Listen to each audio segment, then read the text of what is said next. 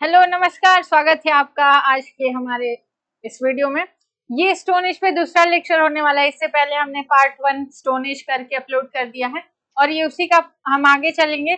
उसमें हमने पैलियोलिथिक के बारे में बात की थी। आज हम इस वीडियो में मेसोलिथिक और नियोलिथिक के बारे में बात करेंगे। तो बिना देरी के शुरू करते हैं। ठीक है, तो मेसोलिथिक से शुरुआत होती है। ठीक है, इससे पहले थोड़ा सा एक क्विक रिवीजन लेंगे। पैलियोलिथिक में हमने 3 फेजेस अलग अलग पढ़े थे और हमने ये भी पढ़ा था कि पैलियोलिथिक को 3 फेजेस में किसने बांटा, लार्सेट ने बांटा था। सबसे नीचे वाला जो फेज था वो लोअर था, मिडिल था, उसके बाद अपर पैलियोलिथिक फेज आता है। तीनों को क्यों बांटा गया? क्योंकि उसको फ्लोरा एंड फौना की वजह से बांटा गया था और टूल्स के हिसाब से बांटा गया था। ठीक है, ताकि हम उसको स्टडी करने में कोई दिक्कत ना हो। चलो तो नेक्स्ट पढ़ते हैं मेसोलिथिक एज। ठीक है, मेसोलिथिक एज में क्या पढ़ेंगे हम? ऐसे थोड़ा सा कंपैरेटिवली स्टडी करते हैं। ठीक है, क्योंकि आपने बुक में बहुत बार पढ़ा होगा पैलियोलिथिक, मेसो, नियो। ठीक है, ऐसे करके एक साथ कंपैरेटिवली पढ़ते हैं, ज्यादा आपको समझ में आएगा। फिर बाद में हम वापस आएंगे स्लाइड पे। ठीक है, चलो तो मेसोलिथिक में स्पेशली हम क्या पढ़ने वाले हैं? मेसोलिथिक में कुछ ऐसा पढ़ेंगे नहीं, बट देखो यहाँ पे मैंने पैलियोलिथिक बना दिया, मेसो का हो गया सेक्शन और नियो का हो गया। ठीक है, पैलियोलिथिक में हमने पढ़ा था लोअर पैलियोलिथिक, मिडिल पैलियोलिथिक और अपर पैलियोलिथिक। और इनमें हमने क्या देखा था? इसमें हमने कोर को देखा था, कोर टूल्स होते थे। इसमें हमने फ्लैग टूल्स देखा और इसमें हमने फिर देखा था ब्लेड एंड ब्यूरिन। ठीक है, ब्लेड एंड ब्यूरिन देखा था। फिर अगर हम मेसोलिथिक में आगे बढ़ेंगे तो मेसोलिथिक में आगे हम अगर टूल्स को देखेंगे, टूल्स को अगर कंपैरेटिवली स्टडी करें तो ये हो जाएगा हमारा माइक्रोलिथ्स। माइक्रोलिथ्स, ठीक है। अब आपके दिमाग में आ रहा होगा माइक्रोलिथ्स क्या है? तो माइक्रोलिथ्स टाइनी टूल्स होते हैं। ठीक है, छोटे टूल्स होते हैं। कितने छोटे टूल्स होते हैं ये भी हो सकता है। ठीक है, टूल्स कितने छोटे होंगे मान लो। ठीक है, ये हो गया आपका टाइनी टूल्स, ये हो जाएगा 1 to 5 सेंटीमीटर। 1 to 5 सेंटीमीटर के टाइनी टूल्स होते हैं। अब आप सोच रहे होंगे इतने टाइनी टूल्स हम क्या करते होंगे, बहुत ही छोटे हैं। तो इसके बारे में हम बाद में आएंगे। चलो अब नियोलिथिक की अगर बात करें, टूल्स की बात करें, तो नियोलिथिक में अच्छे टूल्स आएंगे। हमने देखा ये कोर से फ्लेक हुआ, फ्लेक से ब्लेड एंड ब्यूरिन हुआ। तो इससे पिछले वाले लेक्चर में हमने बताया था कि कोर टूल्स क्या, जो बहुत बड़ा ऐसा कोर टूल्स हो गया। फ्लेक टूल्स क्या, अगर मैंने इसको किनारे से मार के ऐसे तोड़ दिया तो ये आपका फ्लेक टूल्स निकल गया, चिप।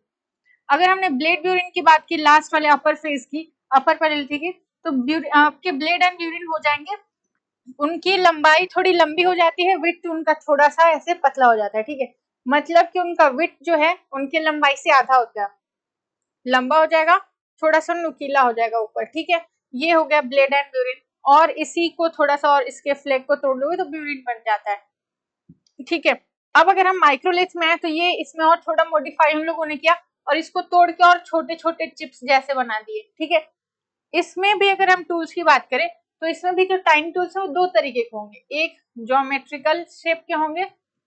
ठीक है, ज्योमेट्रिकल शेप के, और दूसरे नॉन ज्योमेट्रिकल शेप के होंगे।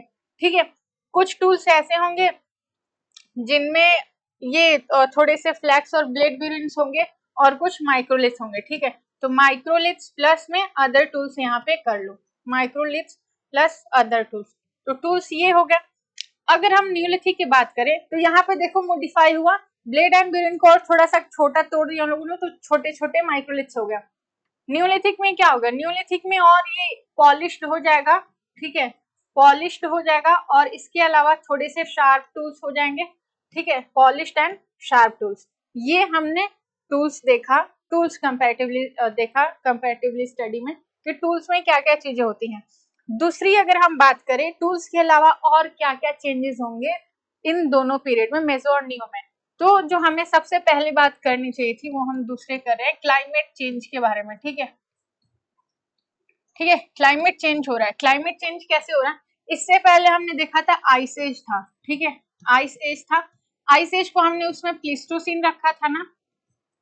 ठीक है, प्लीस्टोसिन सबसे जो पहला लेक्चर था, थोड़ा सा मैं याद दिला दूं, सीनोजोइक पीरियड आता है आपका, सीनोजोइक करके एक पीरियड आता है। सीनोजोइक जो क्वार्टरनरी होता है उसको हम बोलते हैं। इसमें मैमल्स जो है वो उनका ओरिजिन होने लगता है और इसको फिर हमने दो में बांट दिया था, एक हमारा प्लिस्टोसिन हो गया था, एक हमारा होलोसिन हो गया था। प्लिस्टोसिन जो काफी आइस एज था इसको बोला जाता था, एकदम कैसा बोलेंगे, आइस एंड ड्राई क्लाइमेट, ठीक है। अगर हम होलोसीन की बात करें तो ये वार्म एंड वेट हो जाता है, ठीक है, वार्म और वेट क्लाइमेट हो जाएगा, ठीक है। तो वही जब भी हम देखेंगे कि मेसोलिथिक की शुरुआत होती है तो क्लाइमेट चेंज हो रहा है। क्लाइमेट चेंज क्यों? क्योंकि अगर हम बात करें प्लिस्टोसिन की तो ये 10,000 के आसपास तक, 10,000 BC तक ये टाइम पीरियड चलता है। और हमें ये भी पता है कि 10,000 तक हमारा पूरा पैलियोलिथिक एज चलता है, ठीक है। क्यों?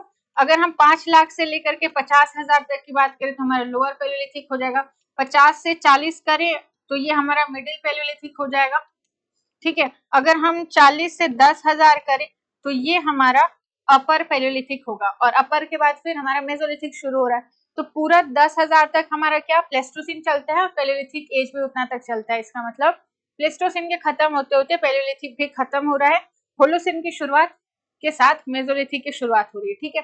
तो यहाँ पे क्लाइमेट चेंज हो रहा है, ये क्लाइमेट होगा खत्म और यहाँ से शुरू होगा वार्म क्लाइमेट, ठीक है। वार्म होगा तो आपका बारिश भी शुरू होगा, ठीक है। यहाँ तक क्लियर। अब अगर ये क्लाइमेट में चेंज हो रहा है तो फ्लोरा एंड फौना में भी चेंज होगा, यानी कि जीव और वनस्पति में भी चेंज होगा। जीव वनस्पति मतलब कैसे कि जैसे आइस एज में जीव वनस्पति दूसरे थे, तो वैसे क्लाइमेट चेंज होगा तो जीव वनस्पति दूसरे आएंगे, ठीक है। अगर हम बात करें जीव की तो पोलर बेयर आपने सुना होगा, ध्रुव पे रहते हैं, जो एकदम सफेद से भालू होते हैं, उनके खाल के ऊपर बहुत लंबे मोटे से बाल होते हैं, क्योंकि उनको जरूरत पड़ती है वो ठंडी से रक्षा के लिए। अगर आप नॉर्मली गाय भैंस को देखेंगे तो वो पोलर वाले रीजन में नहीं जाके रह पाएंगे, ठीक है, पोल वाले रीजन में, वो इधर ही रहेंगे हमारे एरिया में, क्योंकि उनकी खाल जो है वैसी है ही नहीं, वो वार्म क्लाइमेट के लिए है, वेट क्लाइमेट के लिए, ठीक है। तो क्लाइमेट चेंज होगा तो फ्लोरा एंड फौना भी चेंज होगा। अगर हम ये पौधों की बात करें तो आपने देखा होगा पहाड़ी वाले रीजन में इस तरीके के पौधे, पेड़ पौधे होते हैं, ठीक है, ताकि उन पर पूरा बर्फ ना जमे। लेकिन अगर हम अपने जहां हम लोग रहते हैं नॉर्दर्न प्लेन की तरफ, यहाँ पे इस तरीके से पेड़ रहेंगे, ठीक है। तो ये सब चेंज होता रहता है, क्लाइमेट चेंज होगा तो सब चेंज होगा, ठीक है। तो वैसे ही चीजें होती है मेसोलिथिक में, फ्लोरा एंड फौना चेंज होता है, फ्लोरा एंड फौना चेंज होगा तो टूल्स भी चेंज होंगे, क्योंकि लोगों की जरूरतें चेंज होंगी, लोगों की जरूरतें बदलेंगी, ठीक है। अब क्या होगा कि प्लेस्टोसिन में पैलियोलिथिक में लोग कोर टूल्स यूज करते थे, क्योंकि उनको बड़े बड़े जानवर मार के खाने होते थे, मोटे खाल वाले। मेसोलिथिक में छोटे टूल्स उन्होंने यूज किया, क्योंकि धीरे धीरे वो छोटे छोटे एनिमल्स को मारने लगे, वो दूसरी जगह मूव करने लगे, ठीक है। तो टूल्स चेंज हो गया। इसके अलावा और क्या चेंज होगा? उसके अलावा उन्होंने डोमेस्टिकेशन शुरू कर दिया था मेसोलिथिक में, ठीक है, उन्होंने डोमेस्टिकेशन शुरू कर दिया। डोमेस्टिकेशन का हमें सबसे पहला एविडेंस कहाँ मिलता है? ये भी पूछा हुआ क्वेश्चन है, तो ये 5,000 के आसपास मिलता है हमें बागौर में, ठीक है। बागौर क्या है? बागौर राजस्थान की साइट है और ये सबसे बड़ी मेसोलिथिक साइट है, ठीक है। सबसे बड़ी मेसोलिथिक साइट अगर कोई है तो बागौर है, जो कि राजस्थान की एक साइट है। यहाँ से 5,000 के आसपास डोमेस्टिकेशन के हमें एविडेंसेस मिलते हैं, और ये आपका PYQ भी है, ठीक है, ये PYQ है। चलो, तो क्लाइमेट चेंज हुआ, हमने टूल्स देखे, हमने फ्लोरा एंड फौना देखा, हमने देखा कि डोमेस्टिकेशन शुरू हो रहा है। इसके अलावा क्या नई चीजें होंगी? इसके अलावा भी नई चीजें नहीं होंगी, वो हम न्यूलिथिक में बात करेंगे। चलो, तो हम आते हैं अपने पहले पेज पे, ठीक है। पहला पेज हमारा क्या बोला है? मेसोलिथिक एज के बारे में, जो जिसको मिडिल स्टोन एज के नाम से भी जाना जाता है, मध्य पाषाण युग, जिसको मध्य पाषाण युग के बारे में भी जाना जाता है, जो कि ट्रांजिशनल फेज है, ठीक है, एक ट्रांजिशनल पीरियड। ट्रांजिशनल पीरियड मतलब कि दो चीजों के बीच में, तो मेसोलिथिक ट्रांजिशनल फेज होगा, एक संक्रामक काल होगा जो कि पैलियोलिथिक और न्यूलिथिक के बीच में होगा, ठीक है। पैलियोलिथिक के बाद है और न्यूलिथिक के पहले आ गया, तो इसलिए संक्रामक काल हुआ। नेक्स्ट चलते हैं, इसका टाइम पीरियड क्या है? तो ये 10,000 से शुरू हो रहा है, 10,000 से लगभग 4,000 BC तक होता है, ठीक है। 10,000 से 4,000 BC तक इसका टाइम पीरियड है। और इसकी कैरेक्टरिस्टिक क्या है? सबसे बड़ी जो खासियत है वो है माइक्रोलिथ्स। क्या है? वो है माइक्रोलिथ्स, यानी कि सूक्ष्म पाषाण उपकरण, ठीक है, टाइनी स्टोन टूल्स। अब देखो यहाँ पे एक और टर्म की मैं बात कर लूं, यहाँ पे लिख लो माइक्रोलिथ्स, ठीक है, माइक्रोलिथ्स हो गया, ठीक है। उसके बाद हो जाएगा माइक्रोलिथिक, ठीक है, माइक्रोलिथिक। तो माइक्रोलिथ्स मतलब होता है आपके स्टोन्स, मतलब जो है ये स्टोन टूल्स हो जाएंगे। माइक्रोलिथिक हो जाएगा आपका मेसोलिथिक टाइम पीरियड, ठीक है। तो ये थोड़ा सा यहाँ ध्यान रखना। चलो नेक्स्ट चलते हैं, इसका कैरेक्टरिस्टिक्स क्या है। तो ये माइक्रोलिथ्स है, यानी कि टाइनी स्टोन टूल्स होते हैं विद ब्लेड्स। नेक्स्ट चलते हैं, ये सेम बात है हिंदी में, 10,000 से 4,000 ईसा पूर्व तक का इसका टाइम पीरियड है। छोटे छोटे इसके उपकरण है पत्थर के, और इसमें कुछ जानने वाली बात नहीं है। अब हम साइट के बारे में थोड़ा ध्यान देंगे। पहले देखो, अब अगर हम बात कर रहे हैं पैलियोलिथिक की, मेसोलिथिक की और नियोलिथिक की, तो यहाँ से जो हम एक्सपेक्ट करते हैं वो ये चीजें हैं कि इन तीनों जो अलग अलग फेज है, तीनों अलग अलग एरा है, इसकी पहली पहली साइट कब डिस्कवर की गई थी, ठीक है। तो नियोलिथिक को सबसे पहले ढूंढ लिया जाएगा, क्योंकि नियोलिथिक है मतलब कि सबसे ऊपर ही होगा ये। मेसोलिथिक 1867 है और पैलियोलिथिक 1863 है, ठीक है। ये टाइम पीरियड है। चलो 1863 में कहाँ ढूंढा गया था पैलियोलिथिक टूल्स को, या फिर उस जो भी साइट है वो था आपका पल्लवरम, ठीक है। पल्लवरम, ये मैं आपके पहले लेक्चर में बता चुकी होंगी, जो कि रॉबर्ट ब्रूस फुट ने ढूंढा था, ठीक है। आपका अगर मेसोलिथिक की बात करें तो ये अभी आपके सामने है, कार्लाइल ने ढूंढा था 1867 में। किसने? कार्लाइल ने। सेम बात है हिंदी में भी है, हिंदी में भी कार्लाइल ही है, वो उनका नाम है। कहाँ से ये साइट मिली थी? तो ये सोहागी घाट इन कैमूर हिल्स, मिर्जापुर डिस्ट्रिक्ट में, ठीक है। तो मिर्जापुर डिस्ट्रिक्ट में मिली है पहली मेसोलिथिक साइट। पैलियोलिथिक की अगर बात करें तो वो मिली हमें पल्लवरम में, मद्रास में, रॉबर्ट ब्रूसफुट ने ढूंढा है। इसको कार्लाइल ने 1867 मिर्जापुर डिस्ट्रिक्ट में। अगर हम नियोलिथिक की बात करें तो 1860 में ढूंढा गया था, और ये कहाँ ढूंढा गया था अभी नहीं बताऊंगी, आगे चलते हैं। The term Mesolithic was first used by Hodder Michael Westropp, ठीक है। वेस्ट्रूप है, थोड़ा सा इसको मैं मिटा दूं ताकि आपको इनका नाम दिख जाए, ठीक है। वेस्ट्रूप है। मैंने ये टर्म क्यों, ये स्टेटमेंट क्यों डाला है, क्योंकि यहाँ से नेट के लिए भी पीवाईक्यू बन चुका है, अदर पीजी एग्जाम्स के लिए भी बना है।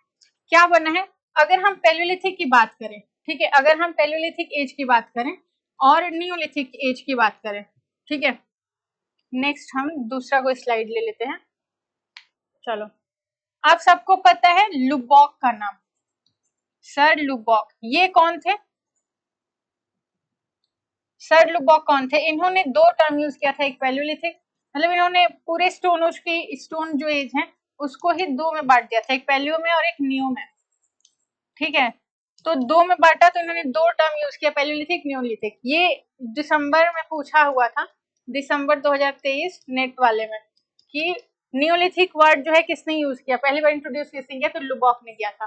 पैलियोलिथिक भी इन्होंने ही किया है। तो ये दो हम जान गए, तो हमको जानना ये जरूरी हो जाता है कि मेसोलिथिक टर्म किसने यूज किया, किसने इंट्रोड्यूस किया। तो ये आपके वेस्ट्रूप हो जाएंगे, ठीक है। तो वेस्ट्रूप हो जाएंगे, इसलिए हमने इनका नाम लिखा है। चलो नेक्स्ट चलते हैं, ठीक है। वेस्ट्रूप ने इस टर्म को पहली बार यूज किया। मेसोलिथिक शब्द का प्रयोग सर्वप्रथम होडर माइकल वेस्ट्रूप द्वारा किया गया था। नेक्स्ट है, ओके। अब इसके अलावा हमने पढ़ लिया जो पहली साइट है वो किसने डिस्कवर की, कहाँ पहली साइट डिस्कवर की गई थी, इससे क्या क्या कैरेक्टरिस्टिक्स हैं। इसके अलावा जो इम्पोर्टेंट चीज है वो है साइट्स, इसके इम्पोर्टेंट साइट्स कौन कौन से हैं, और इसके अलावा ये भी पूछता है कि ये इम्पोर्टेंट साइट किस डिस्ट्रिक्ट में है या किस स्टेट में है, ये भी पूछ लेता है कभी। चलो, तो ये है आपका तिलवारा, बागोर, गणेश्वर इन राजस्थान, ठीक है। तो राजस्थान में जो मेसोलिथिक साइट्स मिलती है वो हमारे पास है, तिलवारा है, बागोर है और गणेश्वर है। गणेश्वर का नाम आप अगेन चालकोलिथिक कल्चर में पढ़े होंगे, सुने होंगे, ठीक है। चालकोलिथिक कल्चर, ठीक है, कल्चर। तो चालकोलिथिक कल्चर आपका गणेश्वर है, मेसोलिथिक में भी यहाँ पे आ गया है। नेक्स्ट है लंघनाज, वलसाना, हीरापुर, अमरापुर, फिर देवनी मुरी, ठीक है, देखकवालो एंड तरसांग, ये कुछ हैं जो गुजरात के साइट्स हैं। इसमें जो सबसे इंपॉर्टेंट गुजरात का साइट है वो आपका हो जाएगा लंघनाज। क्यों ये इंपॉर्टेंट है? क्योंकि ये मेसोलिथिक टाइम पीरियड का इकलौता ऐसा साइट है जहां से हमें पॉट्स के एविडेंस मिलते हैं, पॉटरी मिलती है, ठीक है, पॉटरी मिलती है। अब आप सोच रहे होंगे कि पॉटरी कैसे मिली, तो पॉटरी हम देखेंगे कि न्यूलिथिक में शुरू हो रही है वो बनना, लेकिन इसका मतलब ये नहीं कि अगर पॉटरी न्यूलिथिक में बनना शुरू हो रही है तो न्यूलिथिक के सारे साइट से आपको पॉटरी मिलेगा, ऐसा नहीं है। ऐसा भी नहीं है कि अगर मेसोलिथिक टाइम पीरियड में पॉटरी नहीं था तो कहीं मिल ही नहीं सकता है, हो सकता है अभी गलती से बना दिया हो, ठीक है। तो ये है लंगनाज में पॉटरी दिखाई देती है मेसोलिथिक साइट होने के बावजूद, और ठीक है। पॉटरी का काम क्या है, पॉटरी क्यों सिर्फ न्यूलिथिक में ही मिली, ये हम न्यूलिथिक वाले में बात करेंगे। नेक्स्ट है हमारा पटने। पटने भी सबसे इंपॉर्टेंट साइट्स है, और साइट में से एक है महाराष्ट्र की। पटने हमने पैलेलिथिक में भी पढ़ा था, मेसोलिथिक में भी आया। पटने का जिक्र क्यों आया था, ये आया था ऑस्ट्रिच शेल के ऊपर उन लोगों ने कुछ ड्राइंग किया था खुरेज के, ठीक है। शुतुरमुर्ग के अंडे के ऊपर उन लोगों ने ड्राइंग किया हुआ था, और ये ड्राइंग पटने से मिलता है, पटना नहीं जो बिहार में है, ये पटने है जो महाराष्ट्र की एक साइट है, ठीक है। सबसे इंपॉर्टेंट साइट यूपी की है। यूपी में कई सारे देखो, यूपी में अगर आप साइट्स पढ़ेंगे ना तो आपको कंफ्यूजन हो जाएगा कि ये मेसोलिथिक की है कि न्यूलिथिक की है, तो यहाँ ध्यान रखना। ये है मोरहाना, लेखनिया, बघईखोर, सरायनहर, महदहा, दमदमा, चौपानी मांडो, ठीक है। ये चौपानी मांडो, ये जितना मैंने अभी टिक किया ना, ये इंपॉर्टेंट साइट्स है, मोस्ट इंपॉर्टेंट साइट्स है मेसोलिथिक टाइम पीरियड की, जो कि यूपी की साइट्स हैं। इसके अलावा दो हैं, भैदा और पुतपुरी हवा, ठीक है।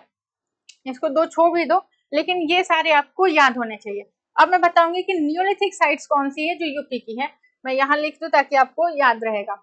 वो आपकी हो जाएगी कुलडीहवा, फिर हो जाएगी आपका महगढ़ा,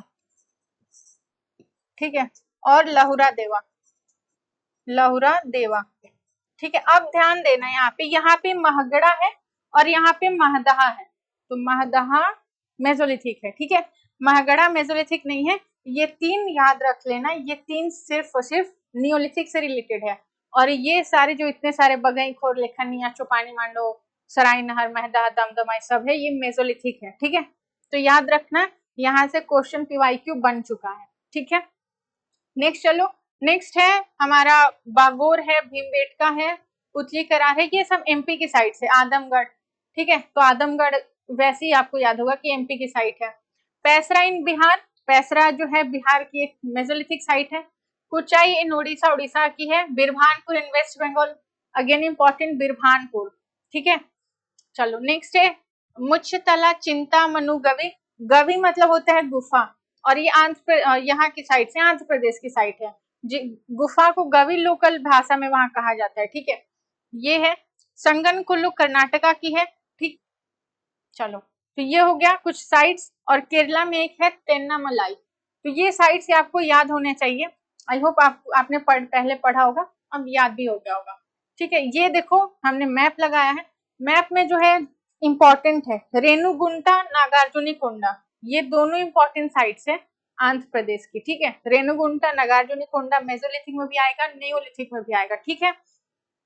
फिर क्या हो जाएगा आपका, ये है तेन्नामलाई, जो कि हमने देखा था यहाँ पे, तेन्नामलाई केरला में हो जाएगा, ठीक। नेक्स्ट है पटने, जो कि महाराष्ट्र में है। आदमगढ़ जो कि एमपी में है। पैसरा बिहार की बिहार में है। इसके बाद है भीमबेटका, भी आपकी एमपी में आ जाएगी। धनेरी, तिलवाड़ा जो कि आपका राजस्थान साइड में आ जाएगा, ठीक है। पंचो हो जाएगा, और ये कुछ अदर साइड्स हैं, ठीक है। तो ये इंपॉर्टेंट साइट्स है जो मैंने इसके ऊपर मार्क कर दिया है। ओके, हमने साइट्स पढ़ लिया। अब साइट्स के बाद क्या इंपॉर्टेंट चीज है, तो आपके लिए इंपॉर्टेंट है टूल्स, ठीक है। टूल्स क्या थे मेसोलिथिक में, तो टूल्स जो थे वो आपके माइक्रोलिथ से, माइक्रोलिथ्स यानी कि सूक्ष्म पाषाण कर, सूक्ष्म पाषाण औजार, ठीक है, या फिर उपकरण हो जाएगा। चलो, माइक्रोलिथ्स हो गए, इनकी साइज हमने पहले पढ़ ली थी, 1 to 5 सेंटीमीटर। नेक्स्ट है geometrical and non geometrical shapes होते थे, तो दो तरीके के, एक ज्योमेट्रिकल शेप हो जाएगा, एक नॉन ज्योमेट्रिकल हो जाएगा, ठीक है। ज्योमेट्रिकल में इस तरीके के ट्रायंगल जैसे होते थे, ठीक है, थोड़े ऐसे लंबे टाइप के, ऐसे रेक्टेंगुलर भी होते थे। नॉन ज्योमेट्रिकल में टेढ़े मेढ़े कुछ हो जाएंगे। माइक्रोलिथ्स एंड अदर टूल्स भी होते थे। माइक्रोलिथ्स एंड अदर टूल्स में मतलब कि उसमें माइक्रोलिथ्स तो है, इसके अलावा भी अदर टूल्स हमें दिखाई देते हैं, जैसे ब्लेड एंड ब्यूरिन भी हमने देखा, ठीक है। ब्लेड एंड ब्यूरिन यानी कि चाकू और तक्षणी, ब्लेड एंड ब्यूरिन को कहा जाता है। Next, what was the use of such tiny tools, अब आपके दिमाग में आ रहा होगा कि इतने छोटे टूल से हम क्या करते होंगे। तो इसके लिए है कि मान लो कि मेरे पास एक लंबा सा ब्रांच है, ट्री ब्रांच, या कोई लकड़ी है, कुछ भी है ऐसा, उससे मैंने छोटा सा एक टाइनी टूल्स उठा के यहाँ पे चिपका दिया, यहाँ पे बांध दिया, ठीक है। अब मैंने इसको एज अ तीर, ठीक है, एरो, तीर की तरह यूज किया। अब कोई दौड़ के भाग रहा है जानवर, उसको भी मैंने तीर धनुष से मार दिया, या फिर दूर पे कहीं कोई जानवर ऐसे है, मैं यहाँ से बैठ के निशाना साध के मार दूं, भाला वाला जैसे कुछ बना दूं। तो इस तरीके से यूज था टाइनी टूल्स का, और कोई यूज नहीं था। ऐसा नहीं कि उसको पकड़ के उससे काटते होंगे, नहीं, उसको यूज करते थे बड़े से लकड़ी में, चाकू वाकू की तरह यूज करते थे, ठीक है। तो ये टाइनी टूल्स था। इसके अलावा और भी क्या, कि जो जानवर थे, एनिमल्स, जो बिग एनिमल्स को हंट किया जाता था, अब धीरे धीरे वो छोटे एनिमल्स हो रहे हैं। क्यों छोटे एनिमल्स? क्योंकि हमने डोमेस्टिकेशन शुरू कर दिया है। तो अब जब आप डोमेस्टिकेशन शुरू करेंगे, वो एनिमल्स, डोमेस्टिकेटेड एनिमल्स और जो वाइल्ड एनिमल्स हैं, उन दोनों में डिफरेंस होगा। अगर आप साइंटिफिक स्टडी करेंगे उनका, तो पता चलेगा कि उनका जबड़ा, उनका माथा बहुत बड़ा है जो वाइल्ड है, जो डोमेस्टिकेटेड है, जो पेट एनिमल्स है, उनका थोड़ा छोटा है, ठीक है। तो ये सारी चीजें हैं। चलो नेक्स्ट चलते हैं। ओके, अगेन अब ये है मेसोलिथिक सेटलमेंट्स की, ठीक है, हमने टूल्स पढ़ लिया। अब सेटलमेंट क्या रहा होगा, वो रहते कैसे होंगे। तो मान लो कि पैलियोलिथिक में हो, तो जो पैलियोलिथिक था, गुफा वगैरह में रहते थे। अब मेसोलिथिक में हमने देखा कि मेसोलिथिक में भाई वार्म क्लाइमेट हो गया है, थोड़ा सा गर्मी आने लगी है, बारिश होने लगी है, ठीक है। और दूसरी बात कि वार्म क्लाइमेट हुआ, तो जहाँ पे ऐसा पानी का व्यवस्था नहीं, अवेलेबिलिटी ऑफ वाटर नहीं है, तो वहां से लोग पलायन करेंगे, वहां से लोग जाएंगे उठ के, ठीक है। तो जो नॉर्थ, इधर जो सेंट्रल वेस्ट एशिया की अगर बात करें, वेस्ट में इधर थोड़ा सूखा पड़ने लगा, तो लोग थोड़ा नॉर्थ की तरफ बढ़ने लगे, ठीक है, जहाँ पे बारिश वारिश हो रही है, जहाँ पे पानी की उपलब्धता है। तो क्या होगा कि लोग वहां से उठ के जाएंगे, तो उनका सेटलमेंट पैटर्न भी अलग होगा, वो वहां पे जाके कैसा घर बना के रह रहे हैं, ये सारा चीज इसमें पढ़ेंगे। माइग्रेटरी नेचर देखो, माइग्रेटरी नेचर, प्रवासी प्रकृति, इसका सबसे बड़ा वही है कि जहाँ पे पानी की कमी होगी, वहां से लोग उठ के दूसरे जगह जाएंगे। क्यों? क्योंकि अब सूखा और वार्म क्लाइमेट होने लगा है। दूसरी बात, और माइग्रेटरी हम नेचर की बात इसलिए करें क्योंकि वार्म क्लाइमेट होने से क्या हो रहा है कि जो लेक है, जो समुद्र है, सी लेवल है, वो थोड़ा सा राइज करेगा। जब राइज करेगा तो उसके आसपास के लोग बाढ़ के डर की वजह से वो जगह भी छोड़ेंगे और फिर अंदर गांव की तरफ मूव करेंगे, ठीक है। ये सारी चीजें जो हो रही हैं, वो मेसोलिथिक में धीरे धीरे हो रही है। Okay, cultural circular huts with postholes, जो सर्कुलर यानी कि गड्ढों वाली गोलाकार झोपड़ियां हैं, गोलाकार झोपड़ी में लोग रहने लगे थे, गड्ढा भी पीट होल्स में रहने लगे, ठीक है, पैथोल्स में। caves, rock shelter and constructed makeshift hut using perishable materials. Permanent settlement, तो परमानेंट वो तो घर बनेगा नहीं वहां पे, ठीक है। तो वही जो तुरंत मतलब नष्ट होने वाली चीज है, थैच रूफ बना रहे हैं, ठीक है, लकड़ी घास फूस से घर वर बना के वैसे रह रहे हैं, तो उनका सेटलमेंट पैटर्न ये था। माइग्रेटरी नेचर में और ये बात है कि जो माइक्रोलिथ टूल्स हैं, ओके, एक बात मैं ऐड करना भूल गई टूल्स वाले कैटेगरी में, कि जो पैलियोलिथिक टूल्स होते थे वो कैसे होते थे, वो चार्ट के होते थे, क्वार्टजाइट के होते थे। लेकिन अगर हम मेसोलिथिक की बात करें, तो मेसोलिथिक की जो टूल्स है वो चैल्सिडोनी के बनने लगे। किसके? चैल्सिडोनी के। अब ये चैल्सिडोनी कहाँ मिलता है? चैल्सिडोनी से बने हुए टूल्स हमें बागोर में दिखाई दे रहे हैं, जो कि सबसे बड़ी साइट है मेसोलिथिक की। लेकिन वहां पे पता चल रहा है कि चैल्सिडोनी उतना तो मतलब है ही नहीं, उसकी अवेलेबिलिटी कम है, या फिर जहाँ है भी मतलब बागोर में, वो बहुत पुअर क्वालिटी का है। तो ये चैल्सिडोनी कहाँ से लाए, या फिर चैल्सिडोनी का टूल्स कहाँ से लाए? तो ऐसा है कि चैल्सिडोनी डेक्कन एरिया में मिल रहा था। हो सकता है कि डेक्कन एरिया वाले लोग टूल्स ले करके यहाँ गए, बागोर में आए, या फिर जो गंजेटिक वैली है इसके अपर वाले रीजन में गए। तो इसका मतलब क्या कि लोग एक्सचेंज कर रहे हैं अपना सामान, कल्चरल एक्सचेंज हो रहा है उनका, ठीक है। डेक्कन वाले लोग ऊपर जा रहे हैं, ऊपर वाले लोग नीचे डेक्कन में आ रहे हैं। तो ये सारी चीजें क्या दिखा रही है कि एक्सचेंज करते थे अपने सामान और माइग्रेट भी कर रहे होंगे इधर से उधर, ठीक है। चलो नेक्स्ट है burials and beliefs. Burials and beliefs के बारे में अभी आपने पैलियोलिथिक में नहीं पढ़ा। तो बरियल्स एंड बिलीफ्स की शुरुआत कहाँ से हो रही है? मेसोलिथिक से हो रही है। क्यों हो रही है? जब लोग मर रहे हैं तो उसको दफनाया जा रहा है, ठीक है। तो दफनाने के लिए भी इधर है कि कहाँ पे उनको दफनाया जा रहा है, तो एक बड़े से गड्ढे में उनको दफना दिया जा रहा है, उनका सर ईस्ट वेस्ट और वेस्ट ईस्ट साइड में करके दफनाया जा रहा है। इसके पीछे ये है कि हो सकता है वो सन से रिलेटेड चीजों पे विश्वास रखते होंगे। सन सेट हो रहा है, सन राइज कर रहा है, ठीक है, राइज एंड सेट हो रहा है, तो उसके हिसाब से उस समय दफनाया जा रहा है। अगर सर उसका इधर है तो इधर से राइज कर रहा होगा सन, अगर सर पश्चिम की तरफ है तो हो सकता है सनसेट हुआ होगा, अंधेरा हुआ होगा, कुछ इस तरीके से, ठीक है। इसके अलावा उसके आसपास से हमें क्या राख के टीले मतलब राख मिला हुआ है, तो हो सकता है कि वो कुछ अपना टोना टोटका भी कर रहे होंगे, ऐसा हम मान सकते हैं, ठीक है। नेक्स्ट है देखो बरियल्स एंड बिलीफ्स में जो चीजें हैं वो और कैसे समझ में आती है, उसके लिए स्टडी किया इन लोगों ने 3 साइट्स को, सरायनहर, महदह और दमदमा। ये 3 साइट कहाँ के, ये 3 साइट मेसोलिथिक है, यूपी की साइट है, मेसोलिथिक यूपी की साइट है, नियोलिथिक की नहीं है, ध्यान रखना। अब यहाँ से मुझे और चीजें याद आ गई, मैं यहाँ पे ऐड कर दे रही हूँ। देखो दमदमा जो है यहाँ से जॉइंट बरियल्स मिले हुए हैं, ठीक है, बरियल्स मिले हुए हैं बहुत सारे, ऐसे 3-4 इस तरीके से, बहुत ज्यादा। अगर हम महदहा की बात करें, महगड़ा नहीं है, महगड़ा न्यूलिथिक साइट है, ये सिर्फ महदहा है। तो महदहा से स्लॉटर हाउस मिले हुए हैं, ठीक है, स्लॉटर हाउस यानी कि बूचड़ खाना, ठीक है, तो महदहा से ये मिला हुआ है। सरायनहर से क्या मिल जाएगा, सरायनहर से ये मिला है, पीट हर्ट्स मिले हैं बहुत सारे। पीट हर्ट्स क्या होते हैं, यानी कि गर्त चूल्हा, जो नीचे चूल्हा बनाया गया है गड्ढा खोद के। तो ये जो 3 साइट्स हैं, 3 अलग अलग चीज जगह से मिला है। अगेन हम बरियल्स पे वापस आते हैं, वहां से बरियल्स मिला है सरायनहर, दमदमा, महदहा से। तो स्टडी करने में पता चला है कि सरायनहर जो था, यहाँ पे लोग सीजन वाइज आते होंगे, हो सकता है गर्मी में रहते होंगे, जाड़ा में चले जाते होंगे। वहां पे जो बोन्स मिली है, बाकी जो भी वहां पे ऑब्जेक्ट्स मिला हुआ है एविडेंसेस के आधार पे। लेकिन जब महदहा दमदमा के एक्सकवेशन हुआ, उसी से कुछ किलोमीटर दूरी पे है ये दोनों साइड्स, तो वहां पता चला कि महदहा और दमदमा में ऐसा नहीं होता था, यहाँ पे लोग वर्ष भर रहते थे, ठीक है, क्योंकि वहां पे जो भी ऐसे 2 इनकी जो हड्डी मिली है जबड़े की, हिरण की हड्डी मिली है, उसकी स्टडी से पता चला है कि उनका जो जब उनकी डेथ हुई है तब वो बारिश के समय में हुई है, ठीक है, कुछ ऐसे डेथ हुए हैं जो प्रेग्नेंट डियर थे, ठीक है, तो उसके हिसाब से कि वो डियर जो है कब प्रेग्नेंट होते हैं, किस महीने में, उस महीने में वहां पे भी डियर रहते होंगे, लोगों ने उसको हंट कर दिया होगा, जब उनकी मृत्यु हुई होगी तब किस महीने में, ये साइंटिफिक स्टडी से पता चला कि वहां पे लोग वर्ष भर रहते होंगे, ठीक है, ये है।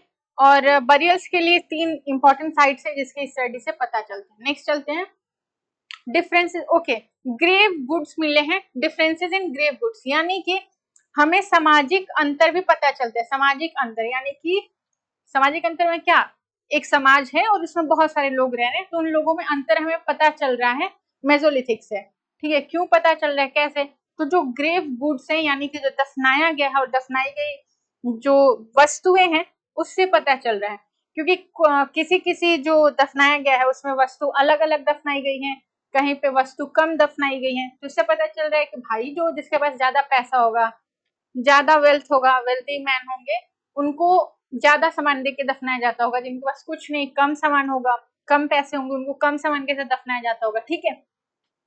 तो ग्रेव गुड्स के डिफरेंसेस के आधार पे हम सामाजिक जो सोशल रैंकिंग है उसको पता लगा सकते हैं, ठीक है। ग्रेव गुड्स ये गलत है, जो दफनाई गई वस्तुएं हैं उसके आधार पे हम पता लगा सकते हैं, ठीक है। महदहा में कब्रिस्तान जो है उसमें 35 घर चूल्हों का पता चला, जिनमें जली हुई मिट्टी, राख और जले हुए जानवर की हड्डी मिली हुई है, तो ये कुछ चीजें हैं। इसका मतलब क्या कि उसमें जो है एनिमल्स को भी वो लोग दफना देते थे, ठीक है, डोमेस्टिकेटेड एनिमल होता था, पेट एनिमल, उसको भी वो लोग दफनाते थे, पॉट्स, पॉट्स तो नहीं, अभी पॉटरी नहीं, ठीक है, बर्न क्ले वगैरह इन सब के हमें एविडेंसेस उसमें मिलते हैं। नेक्स्ट है मेसोलिथिक रॉक आर्ट कैसा हुआ होगा। मेसोलिथिक रॉक आर्ट अगर आप स्टडी करेंगे, आप देखेंगे पिक्चर्स, यहाँ पे एक चीज मैं ऐड कर दूं, अगर इसमें ऐड नहीं किया, हाँ ठीक है, देखो पहले तो ध्यान रख लो, रॉक आर्ट जो है मेसोलिथिक रॉक आर्ट भीमबेटका, इससे वीएस वाकनकर, यशोधर मतपाल और एरविन न्यूमर, ये 3 लोग जुड़े हुए हैं, ठीक है। ये पीवाईक्यू भी है, 2023 में पूछा हुआ है कि किसने जो है ट्रेन की खिड़की से भीमबेटका की पेंटिंग्स को देखा था, तो ये वीएस वाकनकर सर थे, 1957 आई थिंक, ये कहाँ जा रहे थे, ऐसे कुछ इटाढ़ी और कुछ तो ऐसे कहीं जा रहे थे ट्रेन में बैठ के और उन्होंने ट्रेन की खिड़की से वो हील्स देखे, ठीक है, हील्स नहीं, ये भीमबेटका केव की पेंटिंग्स देखी, ठीक है। तो उन्होंने उस समय क्या किया, उस समय चेन पुलिंग करके तुरंत नहीं उतरे थे, वो वापस मतलब पास के किसी स्टेशन पे उतरे, फिर वापस आकर के इन्होंने देखा। तो इस तरीके से भीमबेटका की जो है इतनी बड़ी साइट जो है पेंटिंग की वो डिस्कवर हुई थी। तो ये पूछा हुआ क्वेश्चन भी है, ठीक है। नेक्स्ट चलते हैं। तो इसलिए मैंने बता दिया कि 3 लोग इससे रिलेटेड है इस पेंटिंग से। यहाँ पे मथपाल का नाम आता है। मथपाल क्या किए थे, तो मथपाल ने जो है इस पेंटिंग को 3 अलग अलग फेज में बांट दिया, ठीक है, 3 अलग अलग फेज में बांट दिया। अब इस तीनों को उन्होंने 3 सब डिवीजन किया, ठीक है, इन तीनों का 3 सब डिवीजन। पहले 3 में उन्होंने स्टोन एज को रखा, प्री हिस्ट्री को रखा, दूसरे में उन्होंने ट्रांजिशनल फेज को रखा, न्यूलिथिक साइट और न्यूलिथिक वगैरह को, और तीसरा जो है उन्होंने हिस्टोरिकल पीरियड को डेडिकेट किया। तो उन्होंने बोला कि जो भी पेंटिंग्स है वहां पे, कुछ जो लास्ट की पेंटिंग्स है वो हिस्टोरिकल पीरियड से है, कुछ पेंटिंग्स न्यूलिथिक से है, कुछ पेंटिंग जो है ऊपर प्री हिस्ट्री से है, जो कि मेसोलिथिक वगैरह से है, ठीक है। ये आपका ट्रांजिशनल हो जाएगा, ठीक है, ट्रांजिशनल फेज से है। चलो नेक्स्ट है, ओके, यहाँ पे अगर हम रॉक आर्ट की बात करें तो रॉक, वो लोग रॉक पे आर्ट कर रहे हैं, ड्राइंग बना रहे हैं, तो वो उसमें क्या क्या चीजों का इस्तेमाल किए होंगे, तो उसके लिए 16 कलर्स और शेड्स का इस्तेमाल किया है, 16 कलर्स का, ठीक है, अलग अलग 16 शेड्स का उन्होंने इस्तेमाल किया। जैसे अगर उन्होंने ग्रीन कलर यूज किया है तो वो ग्रीन चैल्सिडोनी से बना है। चैल्सिडोनी एक रॉ मटेरियल है जिसे मेसोलिथिक में टूल्स बनाए जाते थे, ठीक है। तो ग्रीन चैल्सिडोनी से ग्रीन कलर बना है। रेड कलर किससे, आयरन ऑक्साइड से बना है। व्हाइट कलर अंडे के छिलके वगैरह से बना है। और बाकी जो पौधे वगैरह हैं, पेड़ पौधे, उसके कलर से उन लोगों ने रंगा हुआ है, ठीक है। तो ये कुछ चीजें हैं, यहाँ पे देखो लिखा गया एनिमल फैट, मैरो और एग से उन लोगों ने व्हाइट कलर बनाया पानी में मिक्स करके, ठीक है। इसके बाद रेड कलर उन्होंने क्यों यूज किया, कैसे यूज किया, आयरन ऑक्साइड से यूज किया, ठीक है। यहाँ पे आयरन ऑक्साइड यानी कि गेरुआ रंग जो अभी है। फिर व्हाइट कलर लाइमस्टोन से भी बनाया है, ग्रीन कलर ग्रीन चैल्सिडोनी से बनाया है। कुछ उसमें जो पेंटिंग्स हैं जो मोनोक्रोम है, कुछ पेंटिंग्स जो है वो पॉलीक्रोम है, मतलब कुछ एक ही कलर में है पूरी पेंटिंग, कुछ पेंटिंग्स तो उसमें अलग अलग कई तरीके के कलर्स ऐड किए गए हैं, ठीक है। ये भी क्वेश्चन पूछा गया है 29 स्पीसीज, ये भी क्वेश्चन पूछा गया, ये भी आई थिंक 2023 में ही एनटीए पूछा है पीजी में, ठीक है, कि कितनी स्पीसीज हैं, कितने तरीके की स्पीसीज हैं जिनको वहां पे पेंटिंग के थ्रू डिपिक्ट किया गया है। तो ये 29 स्पीसीज है, ठीक है, 29 इंक्लूडिंग लिजर्ट है, स्नेक नहीं है। ये भी क्वेश्चन पीवाईक्यू पूछा गया है। और जितने पीवाईक्यू है मैं इसके बाद एक सेशन लेके आऊंगी जो हम चैप्टर पढ़ेंगे उसके एंड में हम पीवाईक्यू डिस्कस करेंगे, ठीक है। तो सब बताया गया है यहाँ से, ठीक है। तो देखो यहाँ पे 29 स्पीसीज मिलती है, including different kinds of birds हैं, फिश है, लिजर्ड्स हैं, फ्रॉग्स हैं, क्रेब्स हैं, स्कॉर्पियंस हैं, ठीक है, सेंटीपेड्स है जो स्मॉल स्मॉल सेंटीपेड्स होते हैं, ये लोगों को वहां पे डिपिक्ट किया गया है। अगेन ये एक पीवाईक्यू था 2023 का ही आई थिंक, क्योंकि 2023 में पेंटिंग से 3-4 क्वेश्चन पूछा गया था, आर्ट एंड कल्चर वाले सेक्शन में वो आ जाएगा, ठीक है। तो पूछा था 4 ऐसे देखे, स्कॉर्पियन एक था आपका लिजर्ड, एक था स्नेक और एक था लॉयन, कि इसमें से कौन ऐसा है जो कि वहां पे डिपिक्ट नहीं किया गया है। तो लॉयन को भी किया गया है, ठीक है, टाइगर भी है, चीतल भी है, स्कॉर्पियन भी है, स्नेक नहीं, ठीक है, स्नेक नहीं है, लिजर्ड भी है, गिलहरी भी है, ठीक है। तो ये सबको डिपिक्ट किया गया है लेकिन स्नेक नहीं है, तो ध्यान रखना। आगे चलते हैं नेक्स्ट।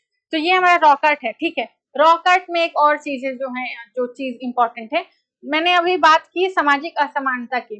पैलियोलिथिक में ऐसी कोई हमें पेंटिंग्स नहीं मिलती है जिससे हमें समाज में क्या चीजें चल रही थी, लोग कैसे काम कर रहे थे, जेंडर इक्वालिटी या फिर ऐसे जेंडर से रिलेटेड कुछ पता नहीं चलता है। लेकिन मेसोलिथिक रॉक आर्ट में पता चलता है, पता है क्या, वहां पे कई सारे ऐसे पेंटिंग्स हैं जहाँ पे ऐसा देखने को मिलता है, जो मेल था वो बाहर हंटिंग कर रहा है, फिशिंग करने गया है, जो फीमेल है वो बैठ के घर में कुछ ऐसे बैठ के करने वाला इस तरीके से काम कर रही है, ठीक है।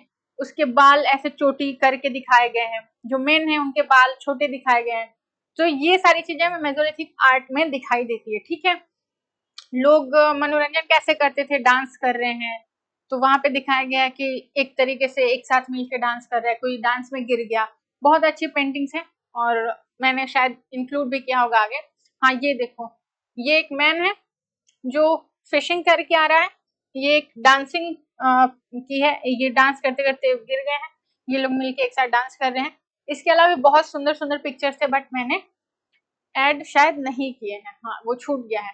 तो ये है। इसके बाद जो मैच स्टिक होता है, यानी कि जो माचिस की तिल्ली होती है एकदम पतली सी, वैसे मेन को बनाया गया एकदम पतला सा ऐसे। ये उसका मुंडी हो गया, ये 2 हाथ, ये 2 पैर, ये मेन हो गया। जो विमेन के लिए उन लोगों ने फिगर बनाया है वो थोड़ा सा मतलब कि इतना पतला नहीं बनाया, थोड़ा सा ऐसा भरा हुआ चेहरा, मतलब भरा हुआ बॉडी बनाया, ठीक है, थोड़ा सा मोटा टाइप का, मोटा नहीं कहेंगे उसको लेकिन वैसे बनाया गया, ठीक है। चोटी वगैरह है, ऑर्नामेंट्स भी दिखाए गए हैं, ठीक है। तो ये था मेसोलिथिक का। मेसोलिथिक में हमने टूल्स देखे। ओके, टूल्स के लिए फिर हमने रॉ मटेरियल्स भी बात की। रॉ मटेरियल्स क्या क्या थे थोड़ा सा देख लेते हैं। चैल्सिडोनी था, चैल्सिडोनी। जैसे पेलियोलिथिक में क्वार्टजाइट और चर्ट होता था, वैसे मेसोलिथिक में चैल्सिडोनी आया नया सा एक।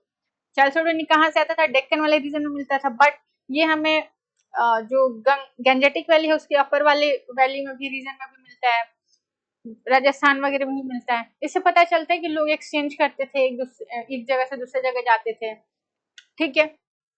ये चीजें हैं। और ठीक है, मेसोलिथिक में और आई थिंक आपको समझ में आ गया होगा। नेक्स्ट है न्यूलिथिक। न्यूलिथिक यानी कि नवपाषाण काल। ओके, ठीक है। तो ये देखो न्यूलिथिक है। न्यूलिथिक में न्यूलिथिक रिवॉल्यूशन किसने इसका यूज किया है, इस वर्ड का, मतलब कि नवपाषाण क्रांति, ठीक है। तो ये वर्ड यूज किया है गॉर्डन चाइल्ड ने, और गॉर्डन चाइल्ड ने इसको यूज किया, क्यों यूज किया नवपाषाण जो है क्रांति के बारे में। क्रांति इसलिए वो कहते हैं कि अभी तक तो हमने डोमेस्टिकेशन की बात की कि बागौर एक बड़ी साइट है मेसोलिथिक की और वहां से डोमेस्टिकेशन के एविडेंसेस मिलते हैं, बट गॉर्डन चाइल्ड बोलते हैं कि नियोलिथिक एक ऐसा टाइम पीरियड आया जहां पे हमने कल्टीवेशन शुरू किया, ठीक है। कल्टीवेशन हमने शुरू किया, क्यों शुरू किया उसके पीछे ये तर्क देते हैं कि कल्टीवेशन शुरू करने के पीछे एक बड़ा सा जो हमारा मोटो नजर आ रहा है, एक बड़ा सा एक फैक्टर नजर आ रहा है, वो है क्लाइमेट चेंज। क्लाइमेट चेंज जो वार्म क्लाइमेट है, रेनी सीजन वगैरह आने लगा, इस वजह से लोगों ने कल्टीवेशन शुरू किया। इसको खारिज भी करते हैं कुछ अलग अलग हिस्टोरियंस, जैसे ब्रेनवुड हो गया, और कौन, ब्रेडवुड हो गए, ये कुछ अलग अलग हिस्टोरियंस आते हैं, वो बोलते हैं ब्रेडवुड इसके बाद इनको खारिज करते हुए बोलते हैं कि आप जो क्लाइमेट चेंज की बात कर रहे हैं वो नहीं था, क्लाइमेट चेंज की वजह से एग्रीकल्चर नहीं हुआ। ब्रेडवुड बोलते हैं कि इसके पीछे एक फैक्टर ये बोलते हैं कि एक न्यूक्लियर जोन था, ठीक है। न्यूक्लियर जोन में लोगों ने क्या किया, ये जो चीजें हैं, जैसे मान लो एग्रीकल्चर की बात करें, डोमेस्टिकेशन की बात करें, तो लोगों ने उस चीज को अपने से करना शुरू कर दिया, ठीक है। अपने से करना ऐसे शुरू किया जिससे लोगों को अपना और नेचर के प्रति रिलेशन समझ में आया, तो इस तरीके से कल्टीवेशन वगैरह शुरू हुआ। एक और कोई हिस्टोरियन आते हैं, वो बोलते हैं कि नहीं ऐसा नहीं हो सकता है, एक्चुअली उनका नाम याद नहीं आ रहा मुझे। वो बोलते हैं कि लोग पहले पेलियोलिथिक में अलग अलग जगह पे रहते थे, ग्लेशियर्स वगैरह के पास में रहते थे, लेकिन मेसोलिथिक जब शुरू हुआ तो लोग क्या हुए, लोग उसके राइज होने से, सी लेवल राइज होने से, यानी कि समुद्र का जो तलीय स्तर होता है वो बढ़ने लगा। तलीय स्तर बढ़ता है ग्लोबल वार्मिंग से, वार्म क्लाइमेट होता है तब, जैसे अभी बढ़ता है, अभी कई सारे ग्लेशियर्स पिघल गए हैं, तो वहां के लोग दूसरी जगह शिफ्ट होंगे, वैसे ही मेसोलिथिक में लोग वहां से शिफ्ट हो गए दूसरी जगह, अंदर गांव में चले गए, एक कम्युनिटी की तरह रहने लगे, ठीक है। तो वहां पे लोगों ने नई नई चीजों के प्रैक्टिस करना शुरू किया और वैसे हमने कल्टीवेशन शुरू किया, ठीक है। तो ये कुछ चीजें हैं, अलग अलग मत है डोमेस्टिकेशन और कल्टीवेशन पे। आगे बढ़ते हैं। ओके, यहाँ पे जो जो रिमार्केबल है, जो चीज है वो है आपका development of agriculture, poultry and permanent settlement, ठीक है। तो यहाँ पे देखना, अभी तक परमानेंट सेटलमेंट हमने नहीं देखा था, हमने पोल्ट्री नहीं देखा था, हमने एग्रीकल्चर नहीं देखा था, जो कि न्यूलिथिक में आने लगा, ठीक है, आने लगा। नेक्स्ट हम बात करें फूड प्रोडक्शन की, तो फूड प्रोडक्शन इन लोगों ने पहली बार किया, ठीक है। मेहरगढ़ जो है उधर हमें वीट के एविडेंसेस दिखाई देते हैं। डोमेस्टिकेशन की बात करें तो डोमेस्टिकेशन में इन लोगों ने some wild animal species like goats, sheep, cattle were domesticated which were being used for transportation in transportation and in agriculture. तो लोगों ने जो वाइल्ड एनिमल स्पीसीज थी उन लोगों को क्या करना शुरू किया, डोमेस्टिकेट करना शुरू कर दिया, जिसका यूज किया उन लोगों ने एग्रीकल्चर में और ट्रांसपोर्टेशन के लिए। पॉटरी भी उन लोगों ने बनाना शुरू किया, पहले वो हैंड से बनाते थे, हैंडमेड पॉटरी, और बाद में उन लोगों ने व्हील्स का यूज किया। यहाँ पे देखो मेहरगढ़ का अगर हम एग्जाम्पल लेना, मेहरगढ़, मेहरगढ़ क्या है, ये मेहरगढ़ कहाँ पे, बोलन पास में है, बोलन दर्रे में है, ठीक है, बलूचिस्तान की एक साइट है। मेहरगढ़ से हमें 7 अलग अलग, हम स्टडी के लिए 6 लेते हैं, 6 अलग अलग फेज मिलते हैं, उसका एक्सकेवेशन हुआ तो 6 फेजेस मिले हैं, 6 अलग अलग कालखंड मिले हैं। उस 6 अलग अलग कालखंड में मान लो इसको मैंने एक्सकेवेट किया, आई होप कि आपको दिखाई दे रहा होगा क्लियरली। सबसे नीचे वाला पहला फेज होगा, इससे ऊपर दूसरा होगा, इससे ऊपर तीसरा होगा, इससे ऊपर चौथा, इससे ऊपर पांचवा और इससे ऊपर छठा। ये अलग अलग हमने कालखंड में बांट दिया। बांटने का क्या मतलब है, क्यों बांटा, हमें स्टडी में आसानी हो इसीलिए। अब जो चीजें हमें कालखंड 1 में मिलती है वो सेम चीजें हमें कालखंड 3 में नहीं मिलेगी। क्यों नहीं मिलेगी, कालखंड 1 और 2 में जो फेजेस 1, 2 में मिलती है, वहां पे जो पॉटरी मिलती है वो हैंडमेड पॉटरी मिलती है। कैसी हैंडमेड पॉटरी मिलती है, विदाउट डेकोरेशन। लेकिन जब हम ऊपर बढ़ेंगे, तीसरे चौथे पांचवे तक जाएंगे, तो हम देखेंगे कि हैंडमेड पॉटरी बंद हो गई है, अब हमें व्हीलमेड पॉटरी मिलने लगी है, ठीक है, व्हीलमेड पॉटरी मिलने लगी है। इसका मतलब लोगों ने अपडेट कर लिया, ठीक है, लेटेस्ट वर्जन आके हमको पॉटरी बनाने का, हाथ से नहीं बना रहे हैं, वो व्हीलमेड बना रहे हैं, यानी कि जो व्हील है वो उसका इन लोगों ने डिस्कवर कर लिया। अगर हम सेम बातें, इसके बाद अगर हम छठे की बात करें, सबसे ऊपर वाले फेज की बात करें, उस लेयर में जो हमें पॉट्स मिलते हैं वो पॉट्स डेकोरेटेड पॉट्स मिले हैं, व्हील मेड तो है ही बट डेकोरेटेड है, उसपे पीपल की पत्ती का उन लोगों ने ऐसे डिपिक्शन किया है, ठीक है। तो ये मॉडिफिकेशन हुआ। अगर हम घर की बात करें कि वो लोग, अगर हम परमानेंट सेटलमेंट की बात करें कि न्यूलिथिक में परमानेंट सेटलमेंट होने लगा था, तो कैसा हो रहा था, वो भी ये फेजेस के दौरान पता चलता है कैसा हो रहा था।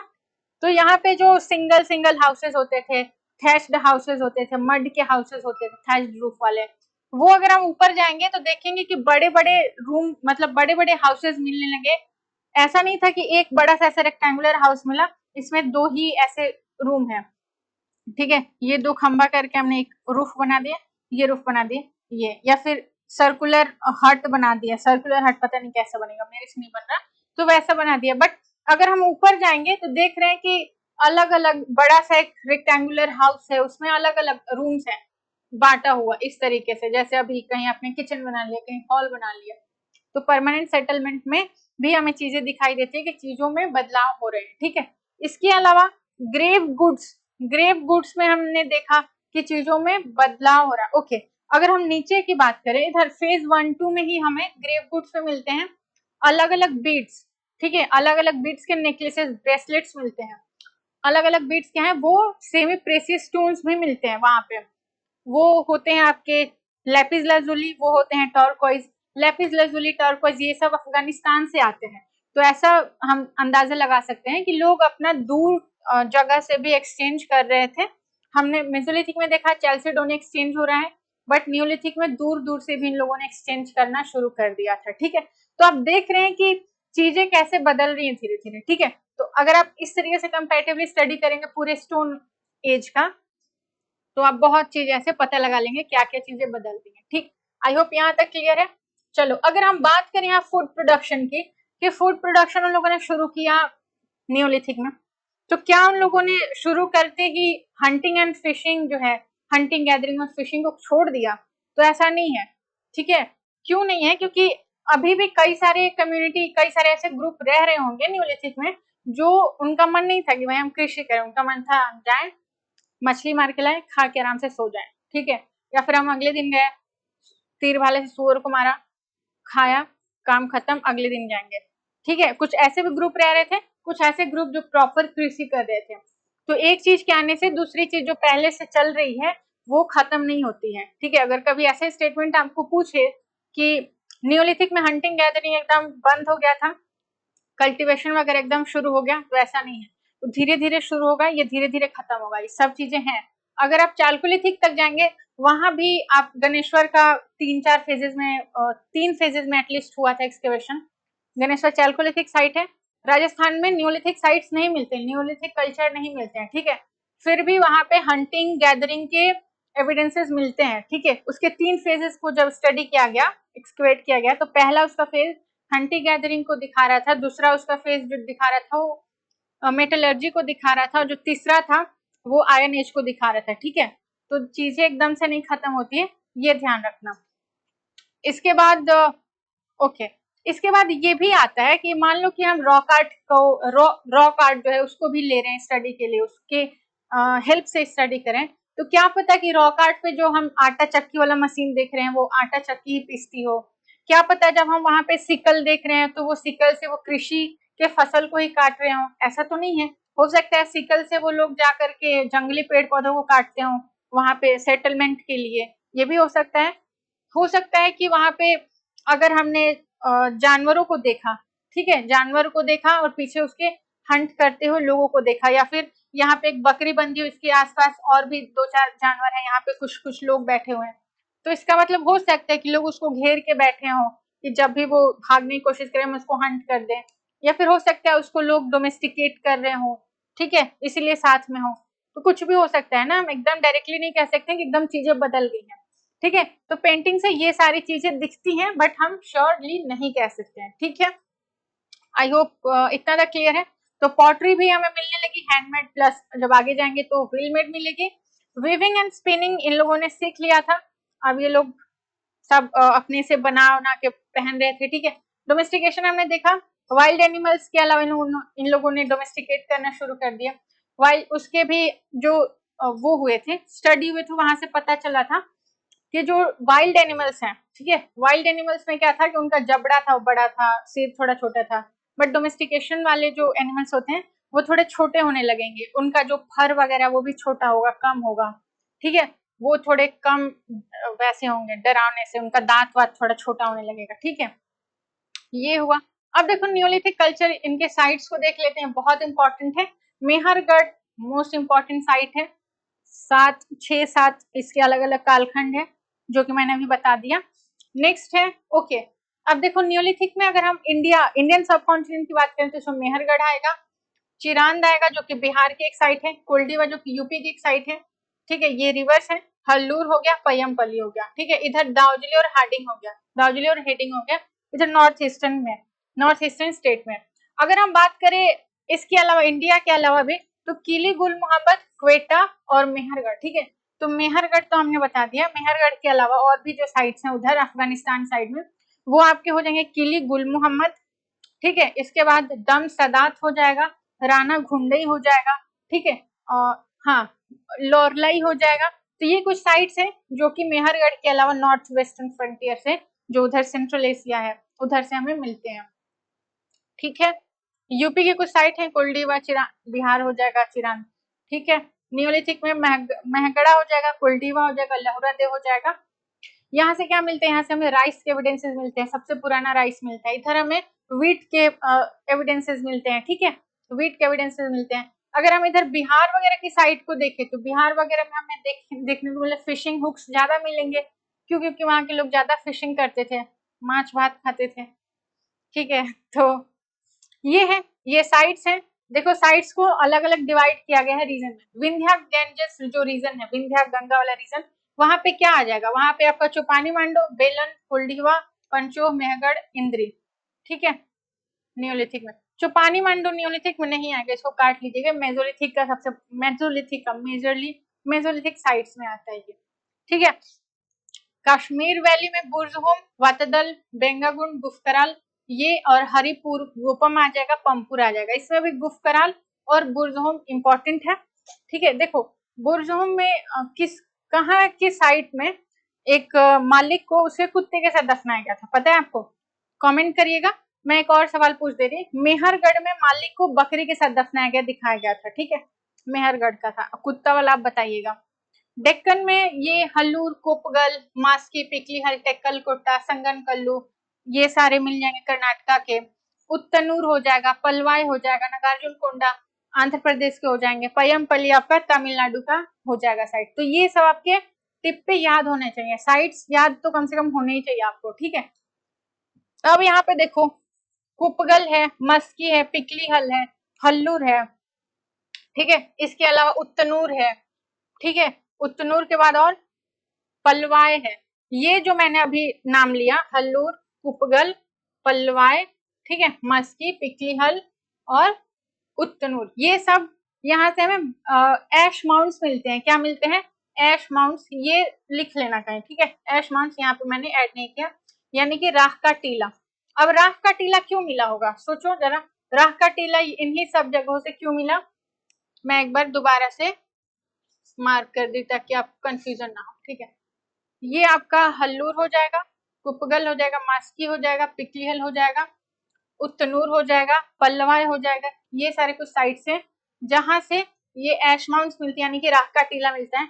राख का टीला साउथ इंडिया में मिलने के पीछे ये बताया जाता है कि हो सकता है कि वो लोग कैटल को ऐसे डोमेस्टिकेट करते हैं, उसके गोबर को जला देते होंगे, गोबर को जला के साफ करते होंगे, ठीक है, जब वहां से एक दूसरे जगह से दूसरी जगह जा रहे होंगे या फिर साफ सफाई कर रहे होंगे तब।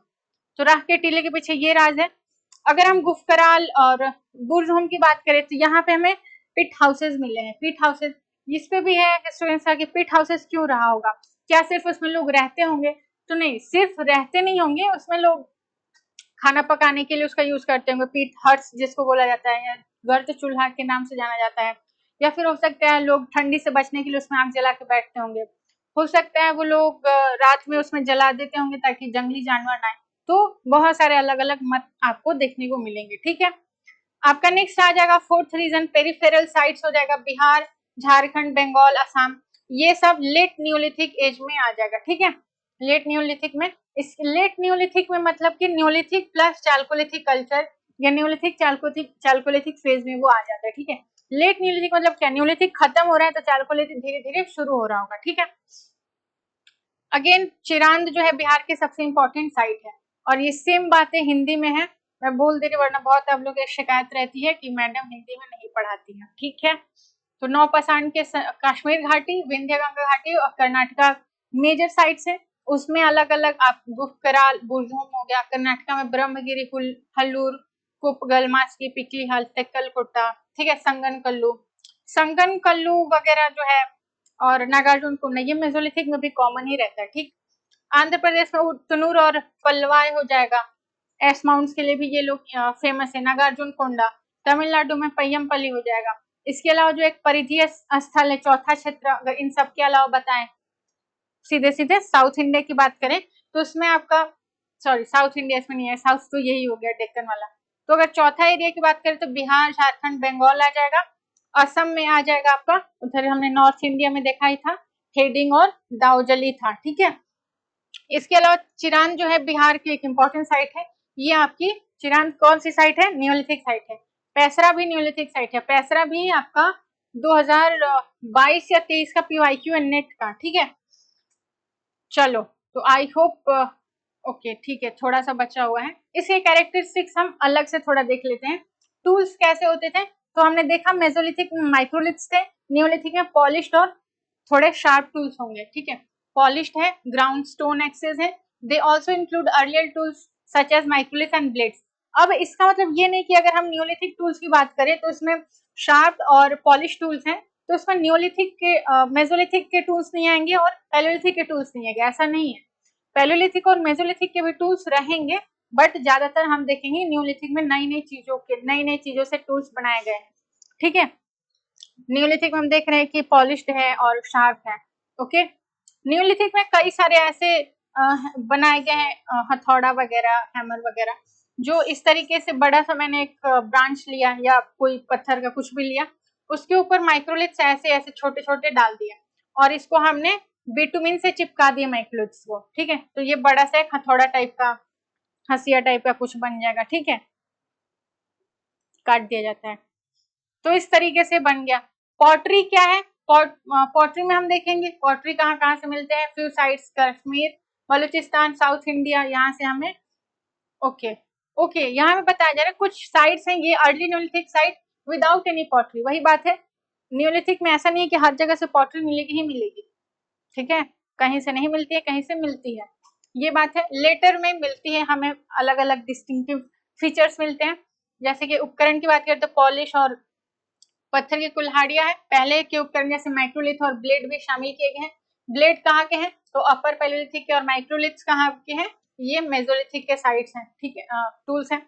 मिट्टी के बर्तन कैसे मिलते हैं तो ये जो कुछ प्रारंभिक नौपाषाण संस्कृति है जहाँ से मेसोलिथिक खत्म और एनोलिथिक की शुरुआत हो रही धीरे धीरे, वहां उस साइड से हमें पॉटरी नहीं मिलते हैं, अलग दूसरे जगह साइड से हमें अलग अलग पॉटरी मिलते हैं, मिट्टी के बर्तन मिलते हैं। घर कैसा था तो उनका परमानेंट सेटलमेंट हमने देखा, रेक्टेंगुलर सर्कुलर इस तरीके के शेप में वो लोग घर बनाते थे। पिट वेलिंग्स में रहते थे, कश्मीर में, डेक्कन में भी, ठीक है, यानी कि पिट वेलिंग्स मतलब गड्ढा वाला आवास, गर्तवास, ठीक है, इसमें रहते थे। झोपड़ियां भी अलग अलग तरीके की, कहीं गोल झोपड़ी है, कहीं आयताकार झोपड़ी है। कला और शिल्प कैसा था तो beads made of semi precious stone and clay figure of animal and mother goddess as notable items. अब देखो यहाँ पे मदर गॉडेस का हमें क्ले फिगर मिल रहा है, इसका मतलब क्या कि जो कल्चरल रिलीजियस बिलीफ्स है वो लोग मानने शुरू कर गए, ठीक है। एक मिला है शायद मेहरगढ़ में ही मिला है, एक फीमेल फिगराइन मिला हुआ है। वो क्या दिखाता है, वो दिखाता है मातृ देवी की पूजा, ठीक है। और जो सेमी प्रीशियस स्टोन्स हैं उनके बीड से बना हुआ है माला वगैरह, ब्रेसलेट वगैरह। तो ओके, सो आज के लिए इतना ही, ये स्टोन एज का दूसरा पार्ट था। कोई भी डाउट हो जहाँ नहीं समझ में आएगा प्लीज कमेंट करके पूछिएगा। आई होप आपको ये समझ में आया होगा। मिलते हैं नेक्स्ट लेक्चर में, तब तक के लिए रिवीजन करते रहिए।